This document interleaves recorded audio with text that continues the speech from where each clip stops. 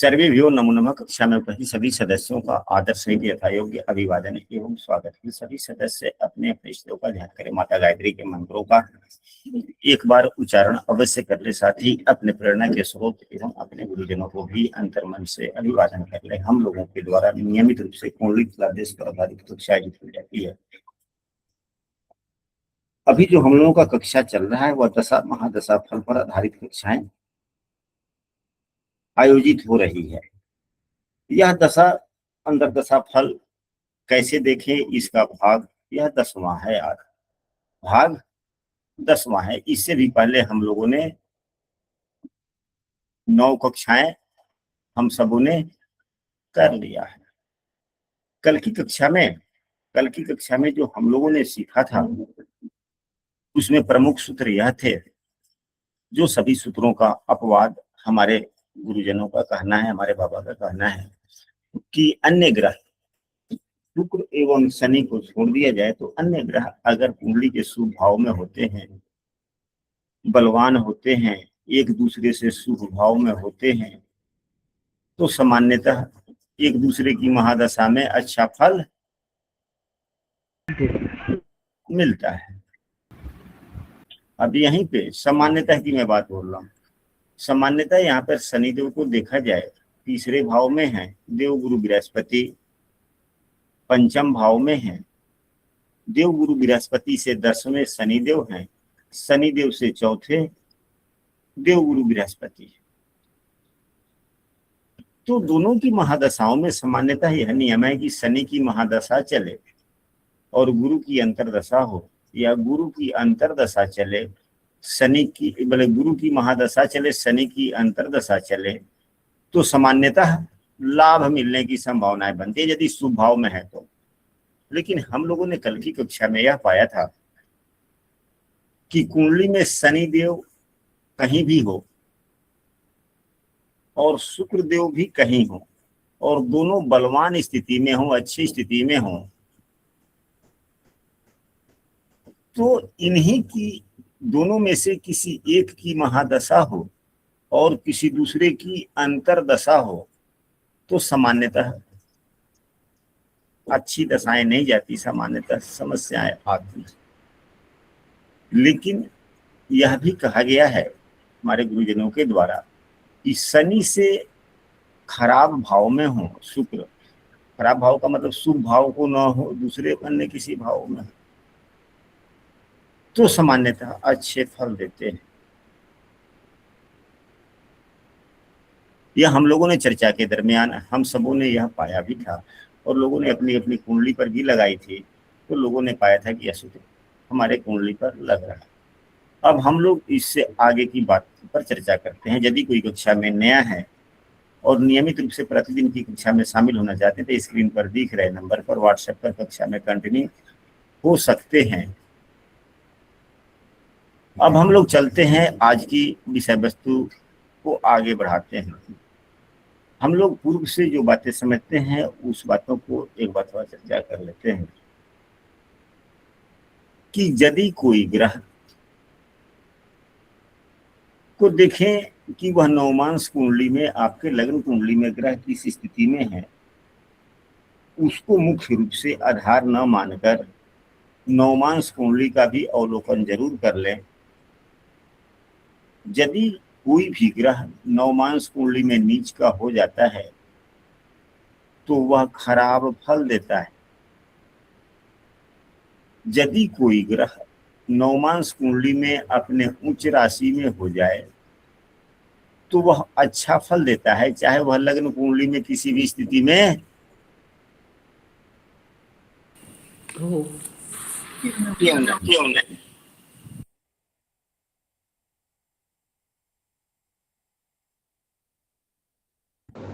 गुरु जी द्वारा से बताएंगे, सूत्र को मैं सुन नहीं पाया द्वारा से।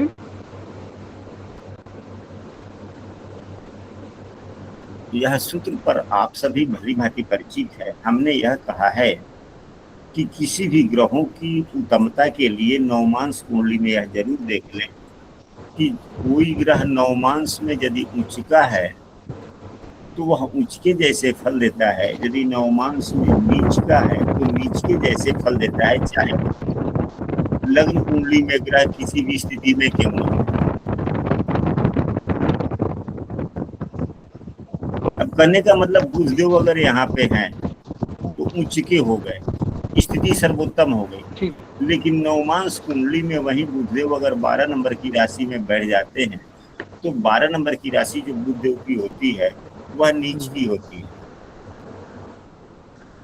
बुधदेव भले ही सिंह राशि में हो, लग्न कुंडली में तो अपने मित्र राशि में हो गए, लेकिन यदि वो नवमांश कुंडली में नीच के हो जाते हैं वह नीच के जैसे फल देंगे। लेकिन सिंह राशि में यदि बुधदेव होते तो नीच के होते ही नहीं है, क्योंकि सिंह राशि का नवमांश कुंभ राशि तक ही होता है और बुध का नवमांश तो मीन होता है। उदाहरण के लिए हम कहीं से कुछ पढ़ सकते हैं, सीख सकते हैं। अगर बुधदेव को मान ली जाए यहीं पे हो, तुला राशि में हो, अपने मित्र राशि में हो गए, अच्छे फल की उम्मीद की जा सकती है। परंतु अगर नवमांश में नीच के हो जाए, 12 नंबर की राशि में हो जाए तो क्या फल देंगे? खराब देंगे, अच्छा देंगे? खराब बस यही करना है। जयप्रकाश जी म्यूट कर लीजिए आप अपना माइक। यदि कोई ग्रह लग्न कुंडली में अच्छा, कर रहा हूँ, अपने कर रहा हूँ। शत्रु राशि में ही क्यों न हो या अपने नीच राशि में ही क्यों न हो, लेकिन वह नवमांश कुंडली में यदि उच्चिका हो जाता है तो वह अच्छा फल देता है। यह सभी बात हम सभी पूर्व से जानते हैं, लेकिन जब दशा अंतरदशा फल की चर्चा हो रही है तो इसमें इन सूत्रों की आवश्यकता पड़ती है, इसलिए हमने इसकी चर्चा कर लिया। यही बात हुई थी ना अभी तक? जी गुरु जी गुरु जी। अब हम यहाँ पर एक अलग की बातों की चर्चा करते हैं कि क्या आप लोगों की कुंडली में राहु देव छठे, 8वें या 12वें भाव में किसी व्यक्ति के हैं, या आपके वैसे मित्र जिसको आप जानते हो खास करीब से और उम्र भी अत्यधिक, यदि आपके त्रिक भाव में कुंडली के छठे, 8वें या 12वें, हालांकि इस जो कुंडली हमने आज लगाया है इस कुंडली पर हम लोग एक अभ्यास कक्षा भी करेंगे, हालांकि वह अभ्यास कक्षा उतनी पूर्ण नहीं हो पाएगी क्योंकि यह बहुत छोटे बच्चे की कुंडली है, बहुत छोटे बच्चे की कुंडली, बहुत ही छोटे बच्चे की कुंडली है जिसका उम्र अभी 3 वर्ष पूरा भी नहीं हुआ है। अभी 3 वर्ष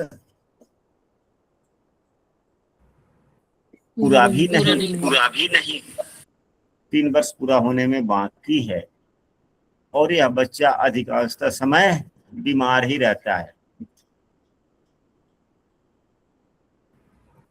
तो अब जब यह चर्चा चल रही है तो इस पर थोड़ा सा 1-2 वाक्य पर चर्चा हो जानी चाहिए।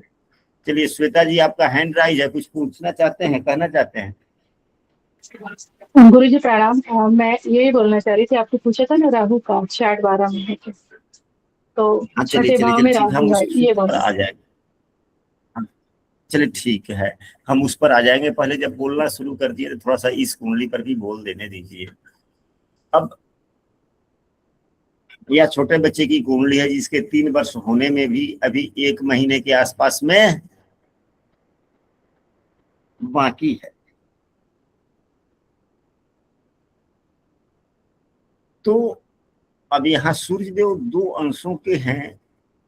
जब सूर्यदेव अभी यहाँ पर हैं 2 अंशों के आसपास में, ठीक 1 महीने के बाद में सूर्यदेव यहाँ पर आएंगे, तो ठीक 1 महीने के बाद में लगभग जातक का जन्म बनता है। 3 महीने जातक हमेशा अस्वस्थ रहता है। हम सबों ने पढ़ा है, विरत पराशर होरा शास्त्र हो या फल दीपिका पुस्तक हो, ये दोनों आदरणीय ग्रंथ है। हालांकि सभी ग्रंथ आदरणीय हैं, जितने पुस्तक हैं सभी आदरणीय हैं। हम किसी को अच्छे नजर से नहीं देखते, इसका मतलब है कि वो पुस्तक हम सबों को समझ में नहीं आती। सभी पुस्तक आदरणीय है। तो हम लोगों ने यह पढ़ा है कि जब बच्चा का उम्र, जातक का उम्र काफी कम हो, 4 वर्ष से कम का हो, और जातक का तबीयत खराब हो, तो हमें जातक की कुंडली के साथ उसके माता की भी कुंडली को देखना चाहिए। देखना चाहिए। देखना चाहिए। यदि उतनी बातें नहीं समझ में आ रही है, क्लियर नहीं हो रही है, तो फिर हम सबों को प्रश्न कुंडली बनाना चाहिए। प्रश्न कुंडली के माध्यम से समझने का प्रयास D12 भी देखना चाहिए इसमें। हाँ जी, देखने चाहिए। लेकिन उससे भी ज्यादा उत्तम हो जाता है कि माता की कुंडली मिले और बच्चे की भी कुंडली मिले। हमने एक इस प्रकार से कुंडली देखी थी, बच्चे की कुंडली में न के बराबर दोष दिखे, लेकिन माता की जब कुंडली हमने देखा तो फिर पाया कि वह भाव ही खराब है, जिस भाव से संबंधित वह जातक है।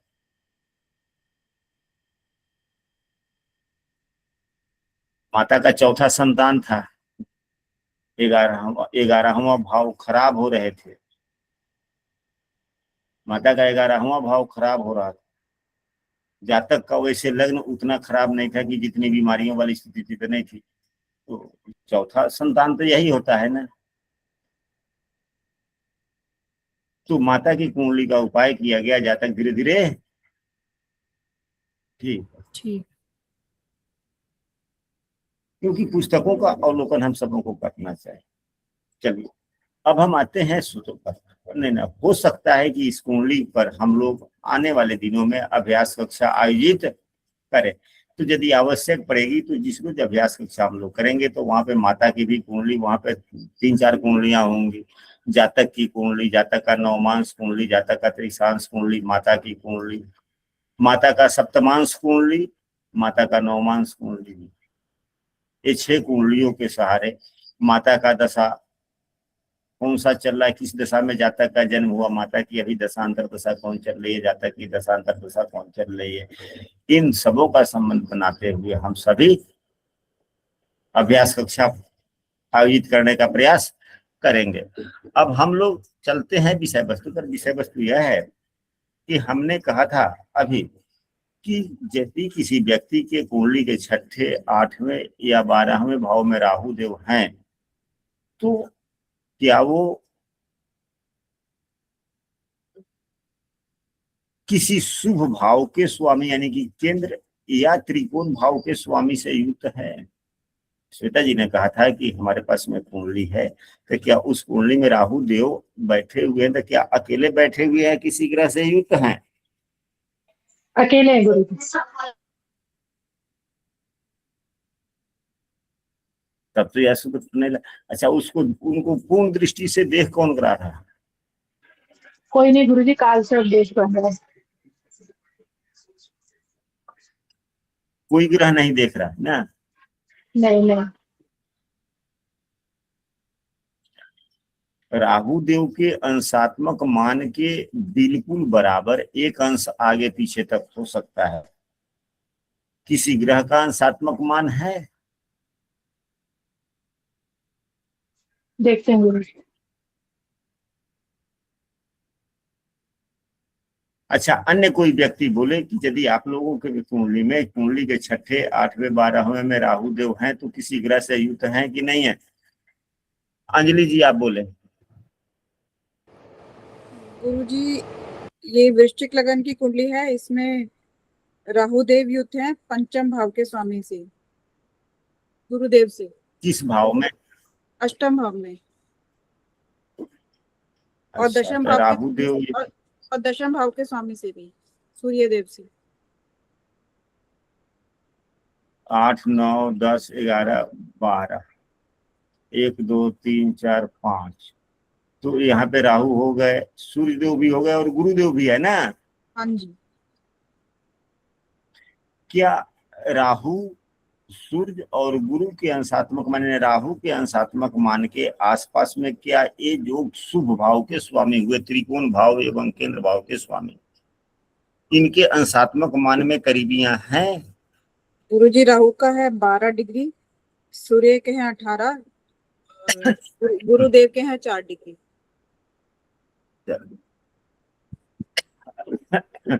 अगर राहु 12 के हैं, सूर्य 18 के हैं, गुरु 4 के हैं, तो 12 6 18, 8 4 12, 8 अंशों 6 अंशों का अंतर है। कुछ ना कुछ तो प्रभाव हो ही गया ना। जी।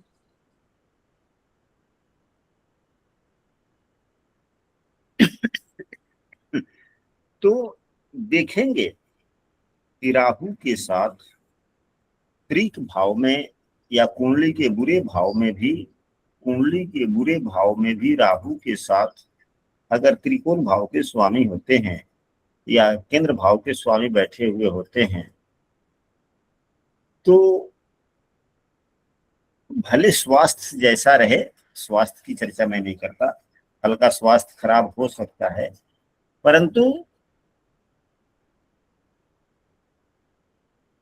सफलता या अच्छापन देखने को अवश्य मिलता है, कुछ ना कुछ अच्छा जरूर होता है। अब वो अच्छा किस प्रकार का होगा, तो हर कार्यों में 10 मेष के साथ में, तो कार्यों के साथ में भी अच्छा होगा। संतान के पंचम भाव के स्वामी संतान के साथ भी कुछ अच्छा होगा, चाहे छठे में हो, चाहे 8वें में हो, चाहे 12 में। तो क्या राहु की दशाएं इनकी कब चली, क्या इनके जीवन के बारे में कुछ जानते हैं? तो क्या सकारात्मक राहु की दशाओं में कुछ इन्हें हुआ या नहीं?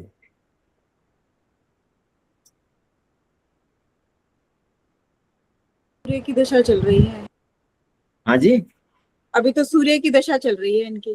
तब महादशा चल रही होगी ना, हम अंतरदशा की बात करते हैं। अंतरदशा तो हमेशा चलती रहती, आती जाती रहती।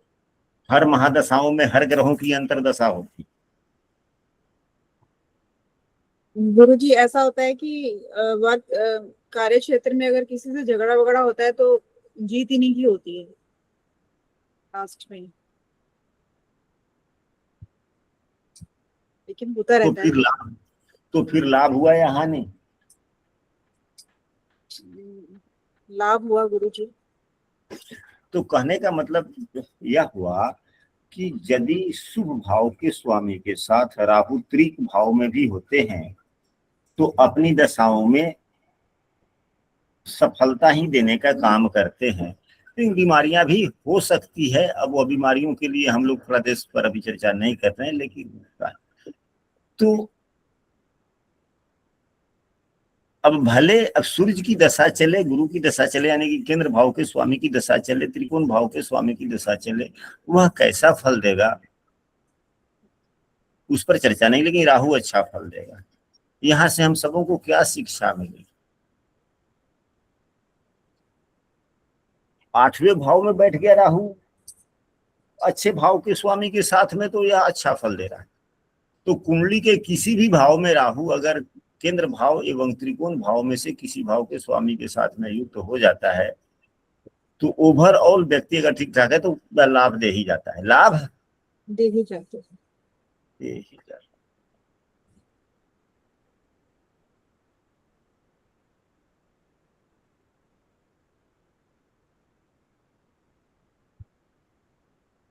आप लोगों में से किसी व्यक्ति के कुंडली में वृश्चिक राशि में देव गुरु बृहस्पति एवं शुक्र की युति है?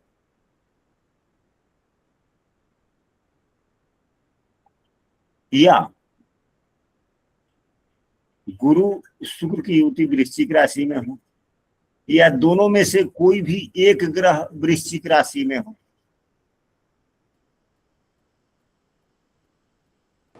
गुरुजी, एक ग्रह है। कौन से? शुक्रदेव है वृश्चिक में। शुक्रदेव। क्या ये गुरु से दृष्ट है? नहीं गुरुजी, नहीं दृष्टि। नियम यह है कि यदि गुरु एवं शुक्र यदि दोनों ही की युति हो और वृश्चिक राशि में हो, बहुत अच्छे फल देते हैं अपनी दशाओं में। खास करके शुक्र की दशा और उत्तम हो जाती है, शुक्र की दशा और उत्तम हो जाती है। या कोई एक वृश्चिक राशि में हो और दूसरा मीन राशि में हो, मतलब मीन कहते हैं यहाँ पर हो, वृषभ राशि में हो, यहाँ शुक्र है तो यहाँ गुरु हो जाए, एक दूसरे को देखें तो बहुत अच्छा फल है। यानी कि वृश्चिक राशि का शुक्र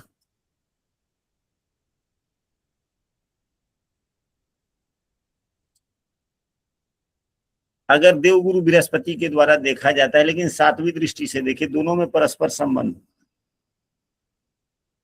या देवगुरु बृहस्पति वृश्चिक राशि में हो और शुक्र के द्वारा देखे जाते हैं तो सामान्यतः दशा अच्छी जाती है। क्या आप लोगों के कुंडली में बुद्ध्यादित्य योग है? जैसा कि इस कुंडली में दिख रहा है सूर्य एवं बुध की युति, यहाँ पर बुद्ध्यादित्य योग बन रहा है। आप लोगों में से यदि किसी व्यक्ति की कुंडली में बुद्ध्यादित्य योग हो तो यह देखें कि क्या बुध की अंतर्दशा व्यतीत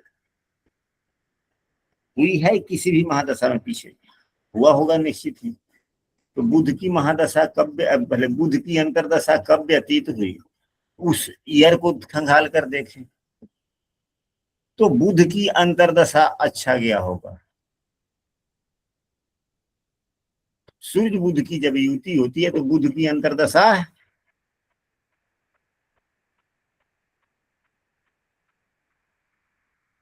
अच्छे फल देती है। अच्छा फल देता है। यानी कि सूर्य बुध की युति में बुध देव की अंतर्दशा अच्छा फल देता है। तो गुरुजी यदि जो बुध है वो अष्टमेश हो या षष्ठेश हो तो भी अच्छी जाएगी दशा?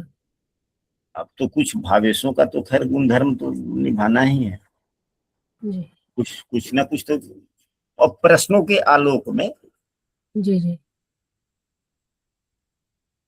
अगर 8वें भाव में ही बुधदेव यहाँ पे क्यों नहीं बैठे हो, बुद्धिमता की बात आ जाएगी कि बुद्धिमता कैसा होगा।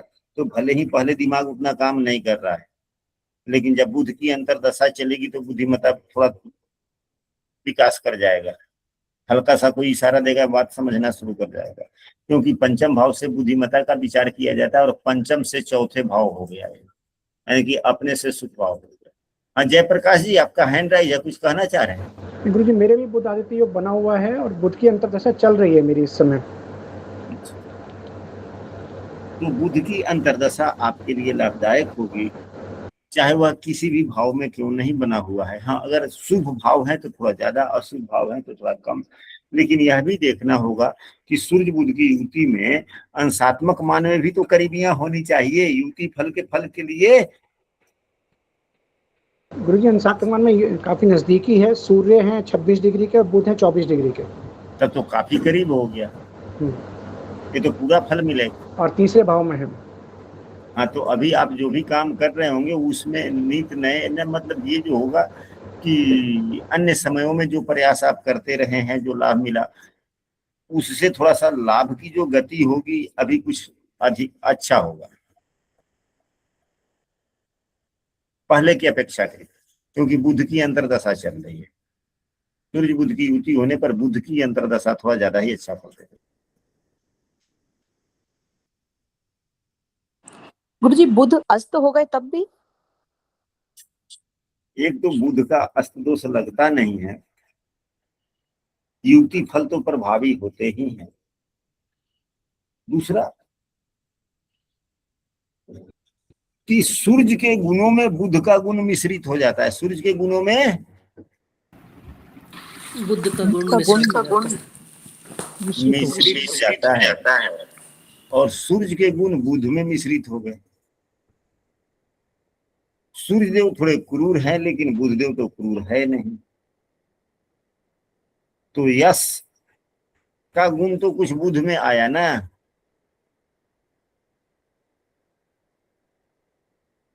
इसके लिए सूर्य देव की राशि अच्छे भाव में होना चाहिए। सूर्य देव की राशि अच्छे भाव में होना चाहिए। अच्छे भाव में होना चाहिए। अब हम लोग दूसरे सूत्र पर चलते हैं। क्या आपके कुंडली में चंद्रमा एवं मंगल की युति है? यदि चंद्रमा एवं मंगल की युति है तो चंद्रमा की दशा काफी अच्छी व्यतीत होती है। मंगल का खराब नहीं होता, सामान्य रहता है, लेकिन चंद्रमा की दशा ज्यादा सुखद हो जाती है।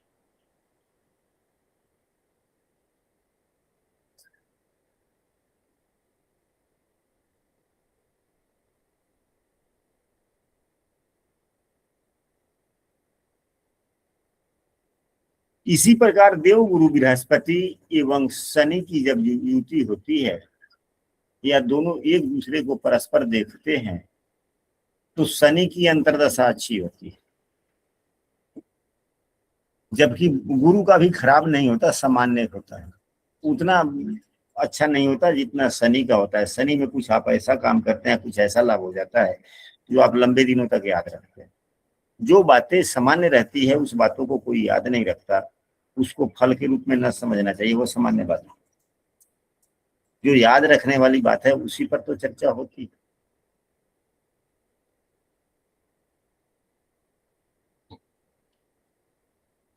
चंद्रमा एवं बृहस्पति की भी युति हो, यानी कि कुंडली में गजकेसरी योग बन रहा हो युति के माध्यम से या परस्पर दृष्टि के माध्यम से, एक दूसरे के साथ में, चौथे नहीं, चौथे 10वें नहीं। हालांकि गजकेसरी योग चौथे 10वें भी होते हैं, तब भी लाभ मिलता है, तब भी लाभ मिलता है। लेकिन यदि एक दूसरे से चंद्रमा गुरु युक्त हो या एक दूसरे के सामने होने की 7वीं दृष्टि एक दूसरे पर प्रभावी पड़ रहा हो तो भी चंद्रमा की दशा बहुत उत्तम जाती है, गुरु की उतनी अच्छी नहीं जाती जितना चंद्रमा का दशा जाता है। हाँ, अगर चौथे 10वें का संबंध हो तो दोनों की दशाएं लगभग एक जैसे व्यतीत होती है। गुरुजी, यदि गजकेसरी योग हो और चंद्रमा का मान गुरु के अंशात्मक मान से अधिक हो तो क्या गजकेसरी योग ज्यादा फलदायी होता है, या गुरु का अंशात्मक मान अधिक हो और चंद्रमा का कम हो तो? देखिए, चंद्रमा का अंशात्मक मान यदि कम होता है तो यह ज्यादा लाभकारी होता है।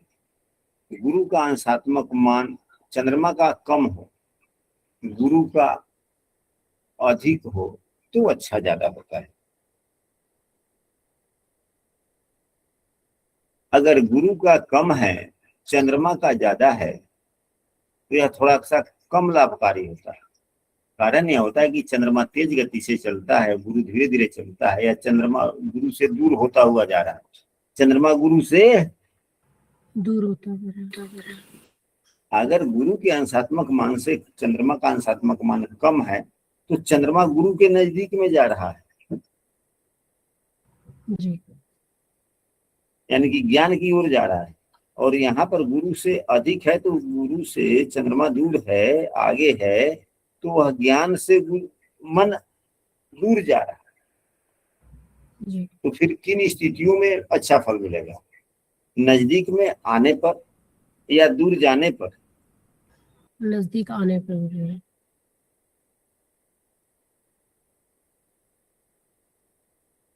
अब इसके बाद में अब हम लोग चलते हैं।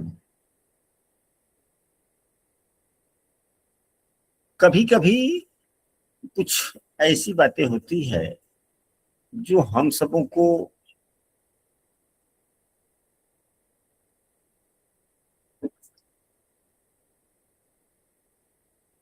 याद रखना चाहिए, केवल शुभता वाली ही नहीं,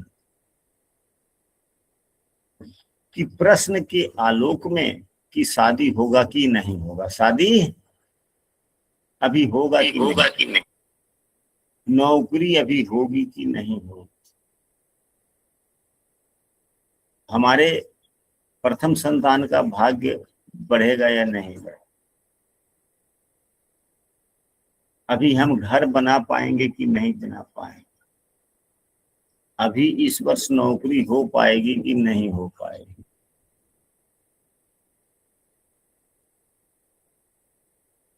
तो दशाओं का उपयोग हम लोग प्रश्नों के आलोक में करते हैं ना।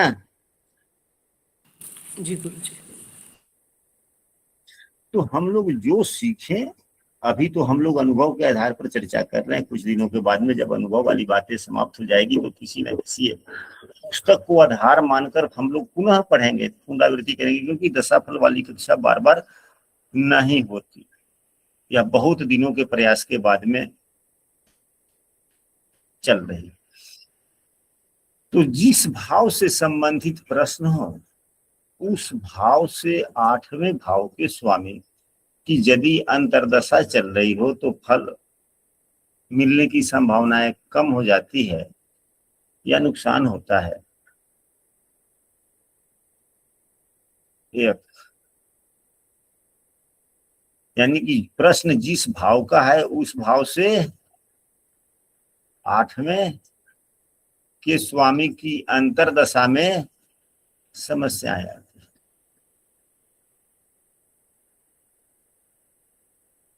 प्रश्न अगर विवाह की ही करते हैं, प्रश्न यदि विवाह की ही करते हैं कि विवाह होगी कि नहीं, अभी करंट टाइम में अगर शनि की ही अंतर्दशा चल रही, उदाहरण कुंडली मान लेने में कोई दिक्कत नहीं,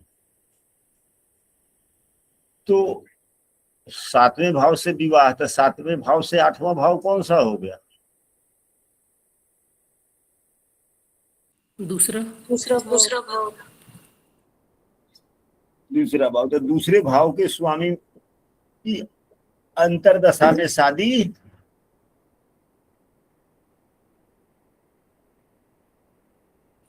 नहीं करनी चाहिए, समस्याएं आएगी, जल्दी होगी ही नहीं।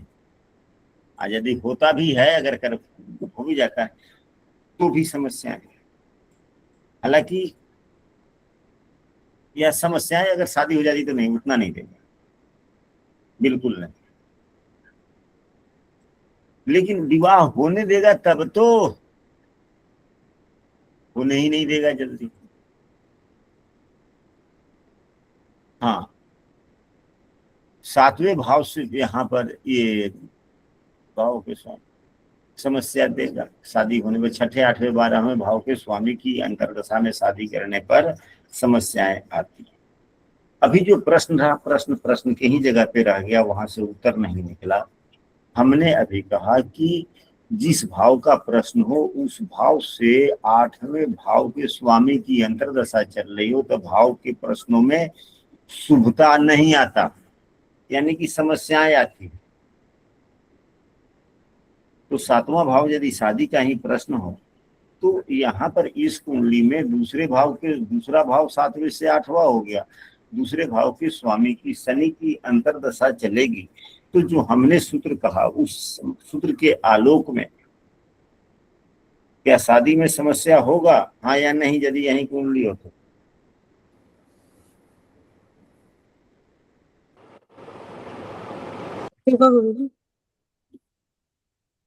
होगा ना? हाँ जी। लेकिन नहीं, ठीक है, यह सामान्य सूत्र है। लेकिन अब यदि इनकी मूल त्रिकोण राशि कुंडली के शुभ भाव में कहीं बना हुआ है, भाव से शुभ भाव में कहीं इनकी मूल त्रिकोण राशि बनी हुई है, तो फिर यह समस्या नहीं आएगी, क्योंकि यहाँ शनि की 2 राशियां होती है, एक 8वें में है, दूसरा 9वें में है भाव से। तो 9वें में मूल त्रिकोण राशि है, तो प्रधानता किसकी हो जाएगी?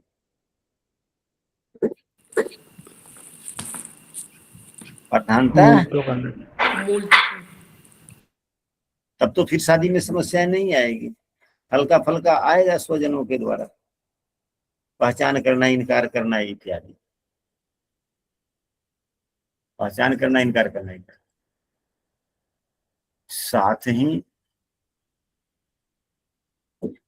एक और सूत्र है, जब भाव पर हम लोग चल रहे हैं तो यह पहला सूत्र हम लोगों ने पढ़ा कि 8वें का स्वामी, अगर यही विवाह की बात हो तो फिर अन्य किन ग्रहों की दशाओं में अंतर्दशा में शादी करने पर काफी समस्याओं का सामना करना पड़े। तो इस भाव के 22वें दृष्टान के स्वामी, इस भाव से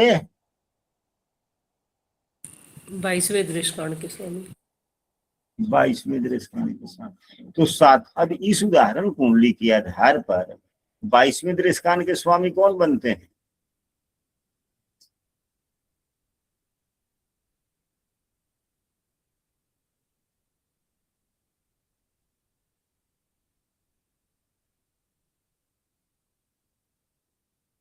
सातवें भाव के 22वें दृष्कान के स्वामी कौन हो गए इस कुंडली में? बुध देव। कैसे? हम 8वें भाव में 29 डिग्री को रखेंगे, इनसे नोवा देखेंगे, तीसरे उसमें जाएंगे। हाँ, 1 2 अब लग्न के अंशात्मक मान जो 9 बुध। लग्न का अंशात्मक मान संबंधित भाव से 8वें भाव में रखेंगे, यानी कि 7वें से 8वें यहाँ पे हम रख देंगे 29 जी। तो तीसरा दृष्कान या पहला जी। हो गया, दूसरा हो गया, तीसरा दृष्कान हो गया, हो गया ना जी। ठीक है।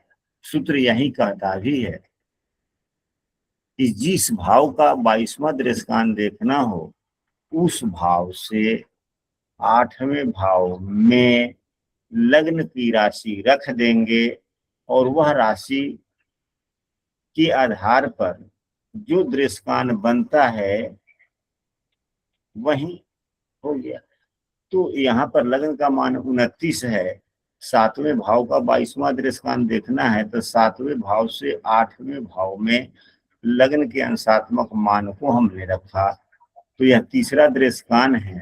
पहला दृष्कान स्वयं की राशि, दूसरा दृष्कान उससे 5वां, तीसरा दृष्कान उससे भी 5वां, यानी कि उस राशि से 9वां।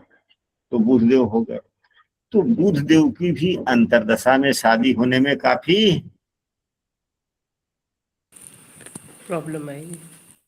प्रॉब्लम आएगी। अब यहाँ पर बुधदेव स्वयं सप्तमेश सप्तमेश है गुरुजी। तो फिर क्या समस्या होगा?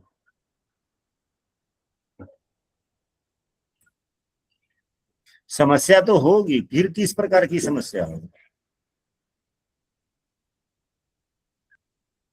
निश्चित होगा, क्योंकि 22वें दृष्कान के स्वामी हो गए, सप्तमेश ही 22वें दृष्कान का स्वामी। क्या समस्या होगा? यह कुछ समस्या इस प्रकार की तरफ इशारा करता है जो थोड़ा अच्छा नहीं है। यानी कि यदि पुरुष है और शादी करना चाहता है और सप्तमेश ही उसका 22वां दृष्कान हो जाता है तो रिश्ता जहां से आता जाता है सामने वाला ही रिश्ता अस्वीकार करता है कि नहीं हम नहीं करेंगे, हम नहीं करेंगे। हालांकि रिश्तों के चयन में तो इनकार चलता ही है, तभी तो एक व्यक्ति को कई जगहों पे अपनी बात को आगे बढ़ाना होता है ना। यानी कि सामने वालों के तरफ से ही रिश्ते के लिए मना कर देना, पहले हाँ कर देना और फिर बाद में मना कर देना। मना कर देना क्योंकि सप्तमेश 22वां दृष्कान। प्रीति गुप्ता जी आप अपना ब्लूटूथ हटा दें। कुछ कह रहे हैं गुरुजी? हमने कहा है कि ब्लूटूथ का इस्तेमाल ना करें। नहीं गुरुजी नहीं लगाया है ब्लूटूथ। वायर वाले तार का भी इस्तेमाल। नहीं गुरुजी मैं नहीं यूज करती, मैं यूज ही नहीं करती। तो फिर इको हो रहा है। चलिए ठीक है, रहने दें। अब एक और, यह तो 2 सूत्र हम लोगों ने समझा, तीसरा सूत्र भी है, उसको भी याद रखें। पहला तो हो गया कि भाव से 8वें भाव का स्वामी, भाव से 8वें का स्वामी अपनी दशाओं में अपने भाव का नुकसान करता है। दूसरा, भाव का 22वां दृष्कान का स्वामी नुकसान करता है। तीसरा भी संबंधित भाव से गिनने पर 6ठे, 8वें, 12वें भाव में 6ठे 8वें एवं 12वें भाव में कोई ग्रह बैठा हुआ है, वह भी नुकसान करता है, लेकिन किन परिस्थितियों में? आप ही लोगों में से कोई एक व्यक्ति बोले कि किस भाव के प्रश्न मानकर हम लोग फलादेश करें या सीखने का प्रयास करें। अगर घर के सुख की ही बात की जा रही है, घर के सुख की ही बात की जाए या चौथे भाव के फलादेश की बात की जाए, यदि यह विद्यार्थी 10-12 साल का हो, पढ़ने में मन की स्थिरता का फलादेश किया जाए, मन के स्थिरता की, गंभीरता का, धैर्यशीलता का अगर फलादेश किया जाए, कैसा हो? तो भाव से छठा भाव, भाव से छठा 8वां 12वां, अब भाव से छठे भाव में मंगल शुक्र है, 8वें में केतु है, भाव से 12वें में शनि है। अब तो 4-4 ग्रह हो गए, किसी किसी भाव में तो 5-5, 7-7 ग्रह बन सकते हैं, छठे 8वें 12वें में बन सकते हैं कि नहीं बन सकते हैं? बन सकते हैं। जी। बन सकते हैं। तो क्या सभी ग्रह नुकसान देते हैं? तो नहीं देते। कुंडली के छठे 8वें 12वें भाव में बैठे हुए ग्रह यदि बलहीन होते हैं, निर्बली होते हैं, तो उनकी दशाएं संबंधित भाव के लिए नुकसानदायक होता है।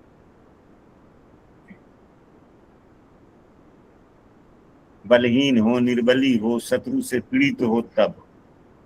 अब यहाँ पर मंगल को देखें, मंगल 11 अंशों का अपने मित्र राशि में है, तो यह नुकसान नहीं देगा। शुक्र भी उतने निर्बली नहीं है, 28 से 29-30 अंशों तक, 1 अंशों तक, लेकिन ये शत्रु राशि में है ये, लेकिन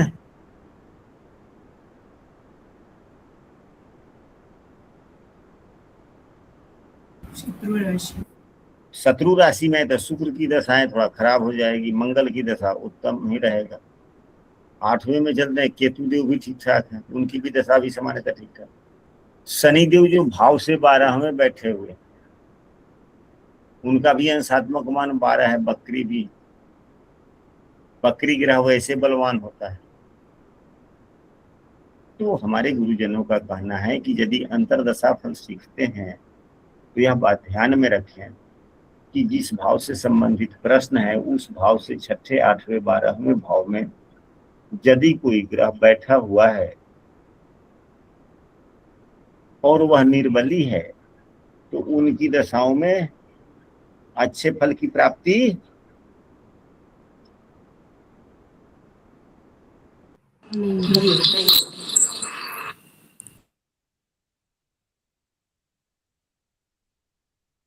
तो आज की कक्षा में इतना ही रखा जाए कि और आगे बढ़ा जाए हम लोग? गुरु जी ये बताइए ना कि ये यदि सप्तमेश ये बन रहा है तो फिर किस ग्रह की दशा में हम शादी देखेंगे? क्योंकि मेरे पास अब भी सेम यही आया प्रश्न और शादी कैंसिल हुई है, डेट फाइनल होने के पहले शादी कैंसिल हो गई। तो क्या सामने वालों ने इनकार कर दिया? सामने वालों ने इनकार कर दिया। तो जो हमने कहा है बातें वही है कि गलत है? जी गुरुजी, तो फिर अब क्या देखेंगे? फिर किसकी दशा में? सप्तमेश की दशा नहीं देखेंगे तो फिर कौन शादी देगा? तो शादी तो देना उसी को है, शादी तो देना उसी को। तो क्या तो फिर बुधदेव उपाय ही बन रहे हैं? गुरुदेव या बन रहे हैं देव गुरु बृहस्पति बन रहे हैं? जी। अब बताइए, मांगलिक कार्यों के कारक भी देव गुरु बृहस्पति हैं, और गुरुदेव सप्तमेश की अंतरदशा चल रही थी। सप्तमेश भी देव गुरु बृहस्पति ही हैं, मांगलिक कार्यों की बातें भी है। तो यहाँ पे 9 नंबर की राशि है या 12 नंबर की? यहाँ 9 नंबर की। 9 तो नंबर की गुरुदेव राशि। का उपाय करवाएं कुछ। हाँ जी, और यहाँ पर केवल उपाय करने से नहीं होंगे,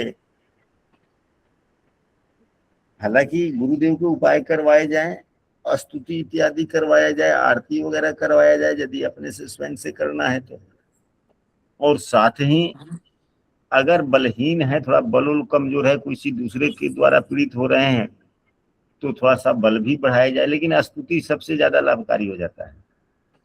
अगर 7वें भाव के स्वामी ही 22वें दृष्टान के स्वामी बनते हो और विवाह में बाधाएं आ रही है तो स्तुति सर्वोत्तम हो जाता है। जी हाँ, जप नहीं, हर समस्याओं का समाधान जप नहीं है। जी जी। गुरुजी, जैसे सप्तम भाव में गुरु बैठे हैं और गुरु वहाँ के कारक भी है, तो ये क्या कारको भाव नाशय का वो उदाहरण माना जाएगा कि मतलब अगर वो गुरु वहां पर पीड़ित हो रहे हैं नहीं या नहीं, अभी यहाँ पर तो कहने का मतलब ये है कि यहाँ पे तो गुरुदेव बैठे हो, यह कोई आवश्यक नहीं है। ये तो सप्तमेश हो गए और 22वें दृष्टान के स्वामी हो गए। कुंडली में कहीं भी होंगे तो ये पाप दे देंगे, समस्याएं आएंगी, सामने वाले की तरफ से द्वारा इनकार कर दिया जाएगा। वो किसी ग्रह से युक्त है तब भी नहीं है युक्त, तब भी किसी भी भाव में बैठे होंगे तब भी समस्याएं।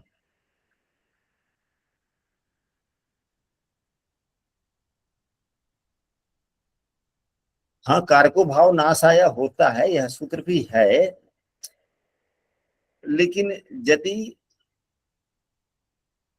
पीड़ित कारको भाव नाशाया यदि भाव में बैठे होते हैं और पीड़ित होते हैं तब कारको भाव नाशाया ज्यादा प्रभावी हो जाता है। जी गुरुजी, उसका दशा से कोई संबंध नहीं होगा ना कारक भाव नाशय का, या दशा नहीं, आने पर वो भाव का नाश करेगा? कोई भी ग्रह फल कब देते हैं, अपनी दशाओं में ज्यादा देते हैं, इसलिए परिलक्षित उनकी दशाओं में ही होता है। अब कारको भाव नाशाय के लिए आपने कहा देवगुरु बृहस्पति, महिला की कुंडली और देवगुरु बृहस्पति यहाँ पर बैठे हुए ना, भाव नाशाय ठीक है, लेकिन उनका पीड़ित होना आवश्यक है। पीड़ित होना आवश्यक है।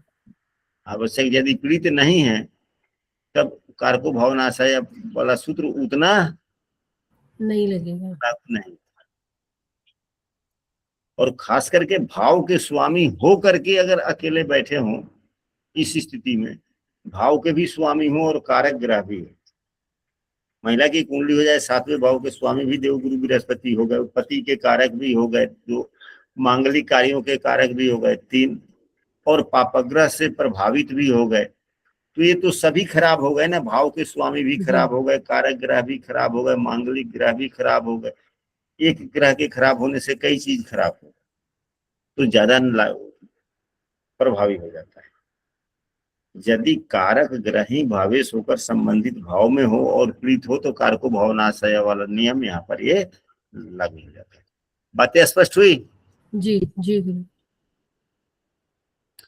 तो कल की कक्षा में हम सभी अभी और बहुत कुछ पढ़ने का प्रयास करेंगे, क्योंकि हम प्रतिदिन, हालांकि दशाफल से संबंधित मेरे पास में कई पुस्तकें हैं, पौराणिक पुस्तकें भी हैं, जितनी है सभी पुस्तकों में तो दशाफल से संबंधित बात कुछ ना कुछ तो लिखा हुआ है ही है। तो जब व्यक्ति उन पुस्तकों को पढ़ता है तो कुछ नए नए विचार आ जाते हैं। फिर कॉपी रखी हुई रहती है, कुंडली जो हम फलादेश करते हैं, देखते हैं, तो हम उसका नोट्स बनाते हैं कि हमने किसकी कुंडली देखा, प्रश्न क्या था, उन्होंने क्या कहा, हमने उपाय सुझाव क्या दिए, हम यहीं संजो के रखते हैं, दूसरा कुछ नहीं संजो के रखते। अभी यहाँ पर खिड़की पर कम से कम 20 कॉपी है रखा हुआ है, जिसमें सब फुलअप हो गया है। अब फिर एक नया कॉपी रखे हैं, उसमें थोड़ा बहुत है, मतलब 2-4 पन्ना पर अभी है ये। तो जब भी कोई नया बात देखने को मिल जाता है तो कॉपी उलटते हैं, फिर देखते हैं कि संबंधित प्रश्न के आलोक में क्या है, तो वही चीज सब यहाँ पर चर्चा होती है। तो कल की कक्षा में हम लोग थोड़ा सा कि कौन से ग्रह हमको लाभ देते हैं, इस पर भी, भावेशों के आधार पर नहीं, भाव के आधार पर। भावेश अलग हो गया है और भाव अलग। कोई भी भाव शुभ नहीं है कुंडली का। 9वां भाव भी खराब है, 9वां भाव भी तो किसी ना किसी भाव का 6ठा भाव, 9वां भाव भी तो किसी ना किसी भाव का 8वां है, 9वां भाव भी किसी ना किसी भाव का 12वां है। ठीक उसी प्रकार लग्न भाव भी किसी न किसी भाव का छठा है, किसी का 8वां 12वां है, किसी। तो इस प्रकार तो सभी भाव किसी न किसी भाव के छठे 8वें 12वें हो गए कि नहीं हो गए? जी गुरुजी। सभी भाव किसी न किसी भाव का पंचम भाव, किसी का 9वां भाव, किसी का चौथा भाव, किसी का 10वां भाव, तो सभी भावों पर। और कुंडली में जो 12 भाव होते हैं यह हमारे पूरे जीवन का फलादेश है। तो केवल ये नहीं समझे कि लग्न से छठे 8वें 12 और भी ढेर सारे क्या। तो आज की कक्षा में हम लोग इतना ही रखते हैं, फिर कल की कक्षा में हम लोग इससे आगे अध्ययन करने का प्रयास करेंगे। आज की कक्षा से संबंधित यदि किसी भी सदस्य को अपने बात विचार रखने हो तो रख सकते हैं।